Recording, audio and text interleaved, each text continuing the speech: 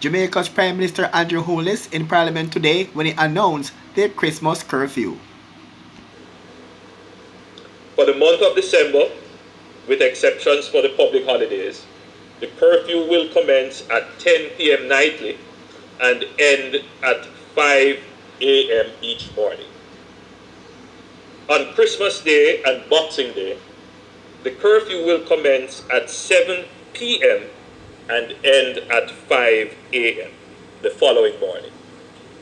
Movement will therefore only be permitted between 5 a.m. and 7 p.m. on Christmas Day and Boxing Day. On December 27th, therefore, the curfew hour will revert to 10 p.m. nightly, including December 31st, 2020, which is New Year's Eve.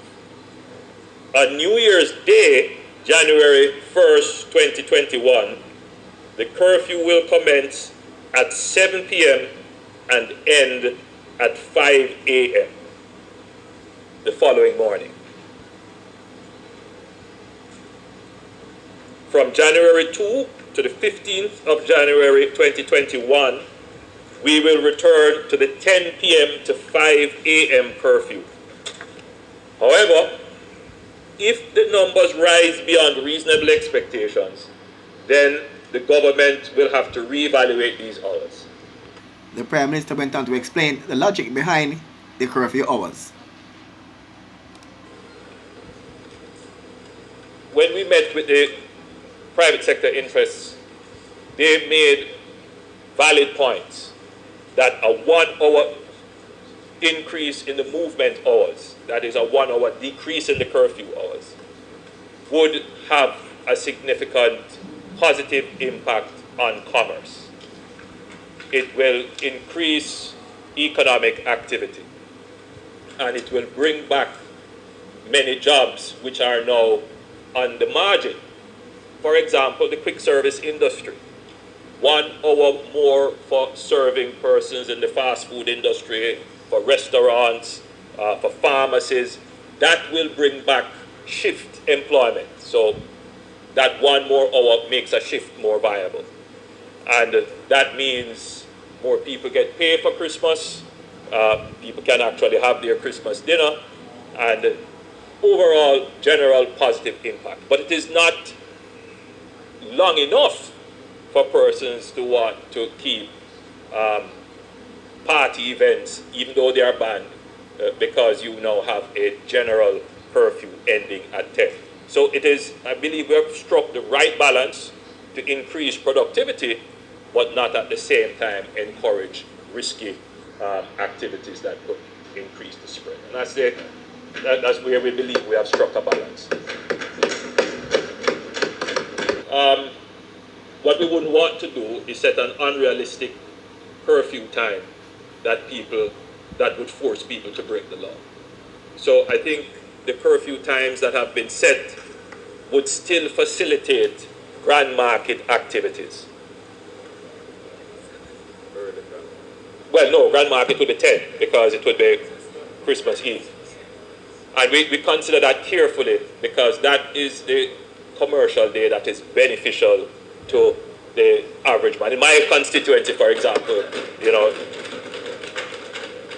want to force people to break the law. So I think 10 p.m. is a fairly good compromise. I'll appeal to all the persons who are selling where we have the big grand markets that happen in Trelawney, in the Falmouth Market, downtown, in Spanish Town, in Halfway Tree, all of that area turns out to be a big grand market. And I'm not forgetting Christian, a member from Northeast Manchester. Gail has a market, and it can be grand, I guess. But almost every rural parish, everywhere, people will be out. And I take the opportunity, Madam Speaker, to appeal to all the shoppers and all the persons who will be selling their wares that wear your mask. Yes. Pay attention to your hand hygiene and your facial hygiene. Hand hygiene, sanitize your hands regularly. Facial hygiene, wear your mask covering your nose and mouth, right? Or a face shield if you can. Social distance, that might be difficult, but I would say to you, if you are going to the market, you know, you can choose your own space. Somebody comes close to you, you step back. You know, maneuver yourself smartly so that you avoid any clustering or crowding. And just shop very smartly. Make your list before. Go and get exactly what you need. You know, the browsing and window shopping, you can eliminate that and just go for exactly what you want. These are smart things that you can do to keep yourself safe in this time. And how will the curfew affect the traditional watch night services? That one gave us quite a bit of mental exercise as to how we're going to treat with the traditions of the season, the watch night service. And when I discussed it with the church members, there were two sets of suggestions. The one set is that we should have no curfew on New Year's Eve, which means that you could go up to midnight, and then you could give 1 hour and 30 minutes to allow people to leave church and get home. So the curfew would be effectively at 1:30. That was the suggestion.